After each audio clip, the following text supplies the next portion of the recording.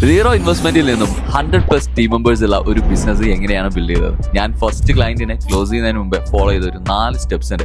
അതായത് ആദ്യം തന്നെ നമ്മളൊരു നീഷ് സെലക്ട് ചെയ്യണം. എല്ലാവരുടെയും അടുത്ത് പോകുന്നതിന് പകരം ഒരു ഇൻഡസ്ട്രി ചൂസ് ചെയ്യുക. കഫേ, ഹോസ്പിറ്റൽസ്, ഫാഷൻസ്, അങ്ങനെ ഒരുപാട് ഓപ്ഷൻസ് ഉണ്ട്. ഞങ്ങൾ അന്ന് ചൂസ് ചെയ്തത് സ്റ്റാർട്ടപ്സ് ആണ്. കാരണം ഞാനൊരു സ്റ്റാർട്ടപ്പ് ബിൽഡ് ചെയ്യുന്നതുകൊണ്ട് തന്നെ എനിക്ക് ബാക്കി സ്റ്റാർട്ടപ്സിന് കൊടുക്കാൻ എൻ്റെ കയ്യിൽ ഐഡിയാസ് ഉണ്ടായിരുന്നു. ആൻഡ് സെക്കൻഡ് തിങ് എന്ന് പറയുന്നത് നമുക്ക് ഒരു പോർട്ട്ഫോളിയോ ഉണ്ടായിരിക്കണം. കോണ്ടന്റ് ക്രിയേറ്റേഴ്സ് ആയതുകൊണ്ട് തന്നെ ഞങ്ങൾക്ക് കുറച്ച് ഇത് ഈസി ആയിരുന്നു. പക്ഷേ പോർട്ട്ഫോളിയോ ഇല്ലെങ്കിലും സാമ്പിൾ പ്രോജക്ട്സ് ക്രിയേറ്റ് ചെയ്ത് നിങ്ങളുടെ സ്കില്ല് പ്രൂവ് ചെയ്യാം. സ്റ്റെപ്പ് 3 എന്ന് പറയുന്നത് നെറ്റ്വർക്കിനെ ഒരിക്കലും നമ്മൾ അണ്ടർ എസ്റ്റിമേറ്റ് ചെയ്യരുത്. നമ്മുടെ പരിചയത്തിലുള്ള എല്ലാവരോടും വർക്ക് ചോദിച്ചാലും അതിന് യാതൊരു മടിയും വെക്കണ്ട. ഞങ്ങളുടെ ഫസ്റ്റ് ഓപ്പർച്യൂണിറ്റീസ് കിട്ടിയതും അങ്ങനെ തന്നെയാണ്. ആദ്യത്തെ ക്ലയൻറ്റ് സ്ട്രേഞ്ചർ ആവണമെന്ന് യാതൊരു റൂളും ഇല്ല.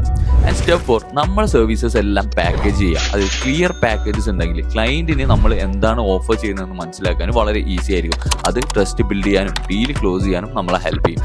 ഇൻട്രസ്റ്റിംഗ്ലി ഇന്ന് കോഴിക്കോട് വളരെ എസ്റ്റാബ്ലിഷ്ഡ് ആയിട്ടുള്ള ഒരു ബിസിനസ് പേഴ്സൺ ആണ് എനിക്ക് ഫസ്റ്റ് വർക്ക് തന്നത്. അതും ഒരു B2B ഡീലായിരുന്നു. സോ ആ ഒരു ഫസ്റ്റ് ക്ലയൻറ്റിന്റെ കാർട്ട് വാല്യൂ എത്രയായിരുന്നു, അത് എങ്ങനെയാണ് ഞാൻ ക്ലോസ് ചെയ്തേക്കുന്നത് നെക്സ്റ്റ് എപ്പിസോഡിൽ പറയാം.